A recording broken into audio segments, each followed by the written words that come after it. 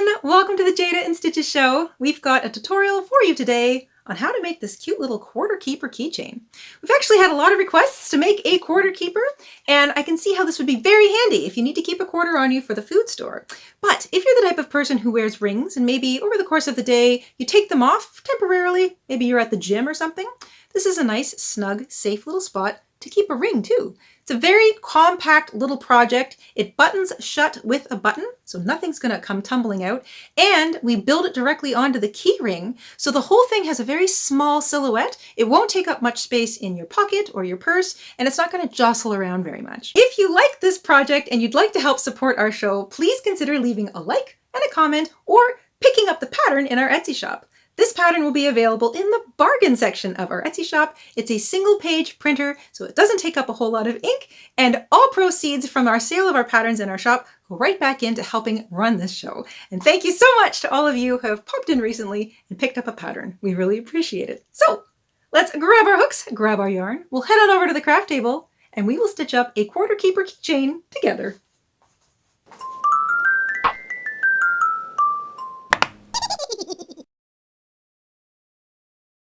In order to make our quarter keepers, we're going to need less than 10 yards of a size 4 medium weight yarn. I recommend cotton because it's strong and it won't stretch, and a mercerized cotton because it won't pill either. You're going to want a pair of scissors, a yarn needle, and a stitch marker. The hook we're using is a 3.25 millimeter, also known as a D or a 3, a needle and thread, and a 1/2 inch diameter or 1.5 centimeters diameter button, a key ring, this is to make it a keychain, and in order to check your gauge, you might find it handy to have your quarter available. And once you've got all that together, we can get started. We're going to begin with a slip knot on our hook, and we're going to chain 7.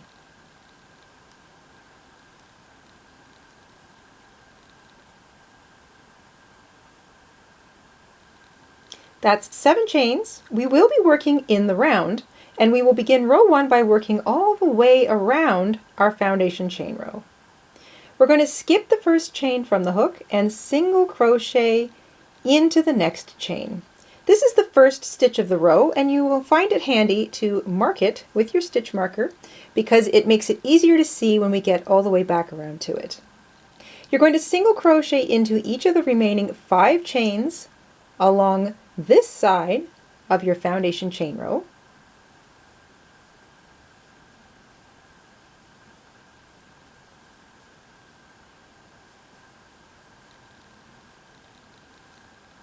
And that is 6 single crochet from beginning to end. We are now going to continue working all the way around by just rotating our foundation chain row so that we can see the bottom of those chains over here. I'm going to work over top of my short tail. You can leave it out and weave it in later if you want.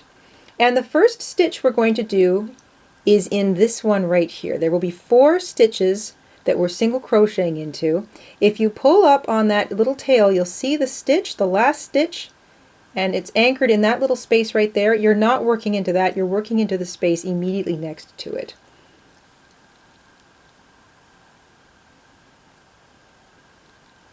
So 4 single crochet on the way back. So think of single crochet number 1 and single crochet number 6 as the 2 edges, and there are 4 single crochet in between. So that brings us all the way back to the beginning. And we marked our first stitch with that single crochet, or I should say we marked the first single crochet with the stitch marker so that we know where it is because we are not joining our rows with a slip stitch. We're going to be working continuously in the round. So you should have 10 single crochets at the end of row 1, and now we can start row 2. Row 2 through row 5 are identical. We want to mark the first stitch of each row with our stitch marker just so it's easier to keep track of where it is. This was the first stitch of row 1, and I'm going to work the first stitch of row 2 directly into it. So this is what I mean by working in the round. We are not joining our rows with a slip stitch. This means that we will not have a visible seam, so it makes a nice, neat little project. I'm just going to mark the first stitch of the row with my stitch marker. That's stitch 1, row 2, and now I can continue working a single crochet in each stitch all the way around, and I'll have 10 stitches in each row. Your little quarter keeper should want to kind of immediately fold itself into a bit of a canoe shape. And you can help that along by just kind of poking the right side of your stitches to the outside.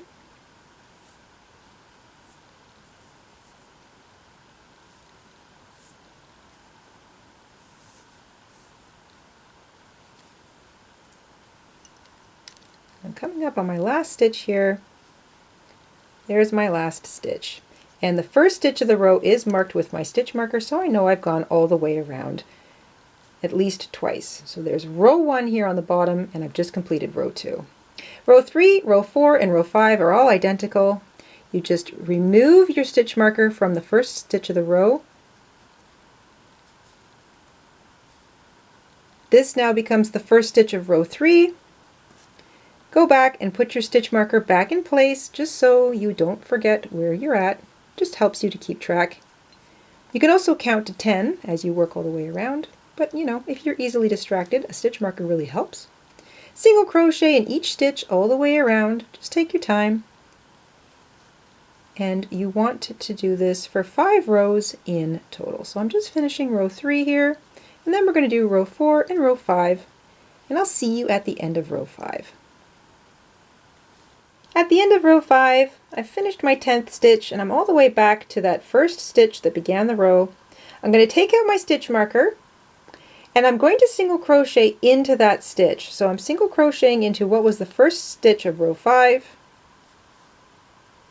And now, when I flatten my little quarter keeper, I should be almost all the way to the edge. And if you're not, just single crochet into the next stitch so that you're at the very edge.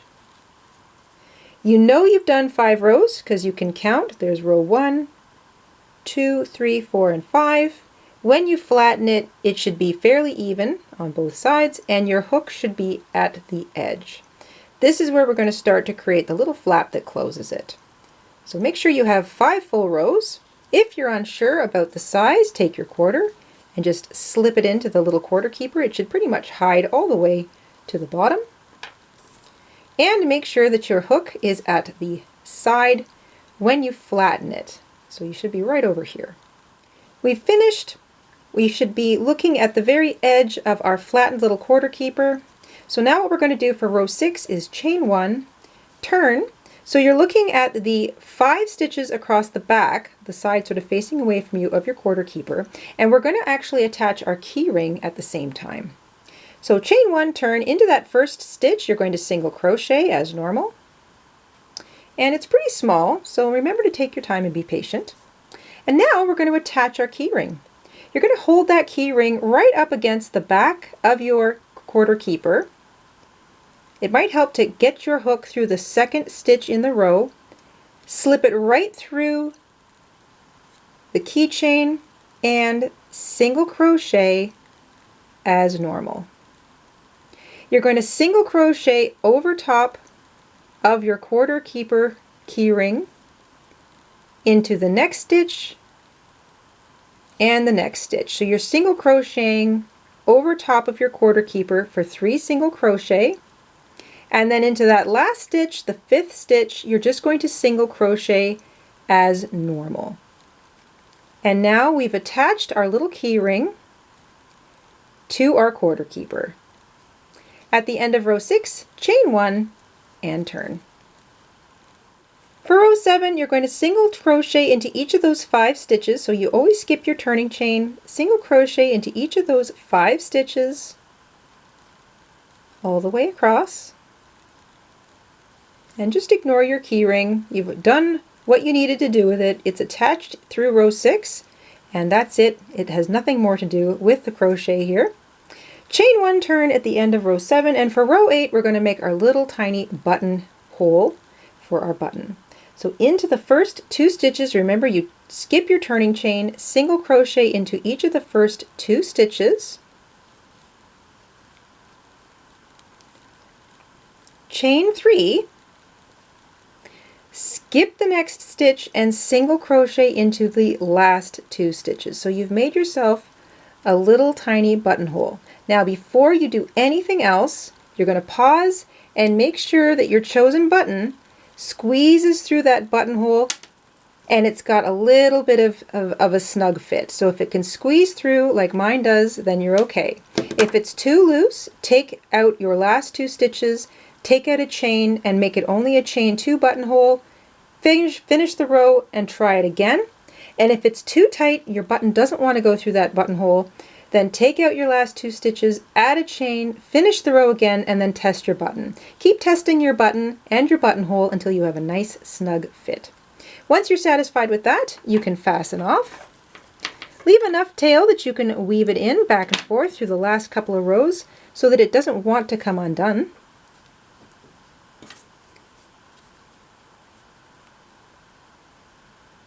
And I like to go back and forth a couple times. So I'm going to get those first 2 stitches.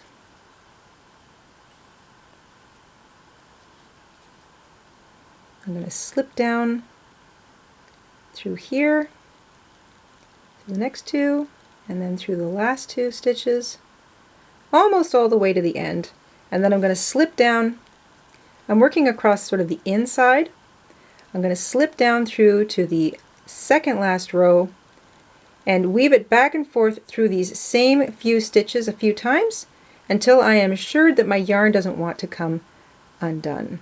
The thing with some mercerated yarn or cotton yarn is that it's lovely and smooth to work with. It doesn't want to pill, but it does have sort of a silky texture to it, so it might want to kind of work its way out, which is why I like to make sure that I have worked back and forth across the same few stitches, weaving that tail in. And if I have anything left over, I'll just trim it.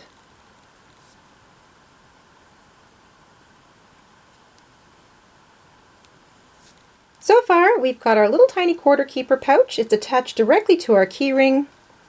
Our quarter fits in there nice and snugly, and we've got a little flap that will close to keep it in there so it won't fall out. Now all that's left to do is to add our little button. We've designed it so that our button can be sewn right to the very front center of our little key ring holder or our little quarter keeper. Take your thread, make sure you've double threaded it, so you've taken one long thread and you've doubled up those threads, you've knotted it together, and I'm just going to anchor it on the inside. So I'm reaching my needle in to the inside. I'm coming out somewhere near the middle. I'm just going to run it underneath, and I'm going to just anchor it by going through the same little place a couple times, just so I know that it doesn't want to come undone. And then I'm just going to sew on my button. It's good to make sure that your button matches your buttonhole. That's why I say you want to test it a couple times so that it doesn't want to come undone and the flap doesn't want to open, because a key ring or a keychain can be a pretty busy place. And then when you're sewing your button on, just take it easy, take your time, make sure that you're not accidentally sewing it through to the other side of your quarter keeper. And that first little stitch is sometimes the trickiest. So I'm just going to slip my needle in right through, keep my finger in there, careful not to poke yourself. Get that first buttonhole stitched in, and then the rest of them are pretty easy. And it doesn't matter whether you're using a 4-hole or a 2-hole button. You want to make sure that it's stitched on right in the middle. Always making sure that you're not accidentally sewing through to the back or catching the back yarn. And because we've doubled up our thread, you'd only have to sort of sew through each set of buttons, holes, like I've got 4, you might have 2, 3 or 4 times. Or at least until you think that button is on there nice and securely and it's not going to want to come off.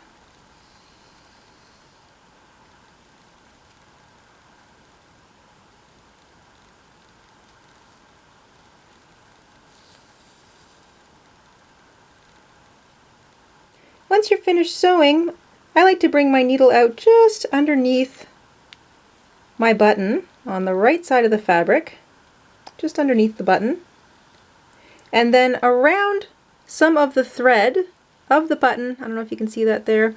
I'm kind of grabbing underneath the actual sewing thread of the button, There you go, you can sort of see that. And that's where I'm going to make my knot. So I'm going to tie my knot by knotting the thread around some of the sewing edges. There we go. And then I will trim whatever's left.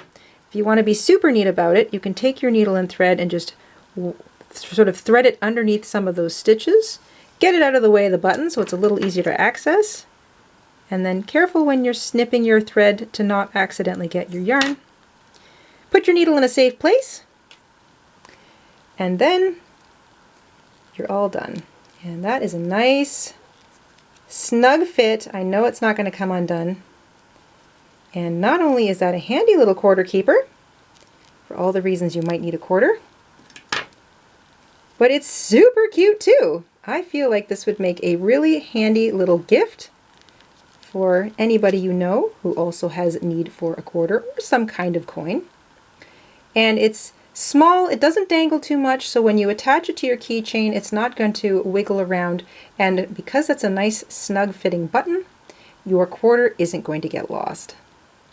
That is what I call a scrap project. Super quick and very handy. I recommend making one for all of your friends, especially if they want to keep a quarter somewhere handy.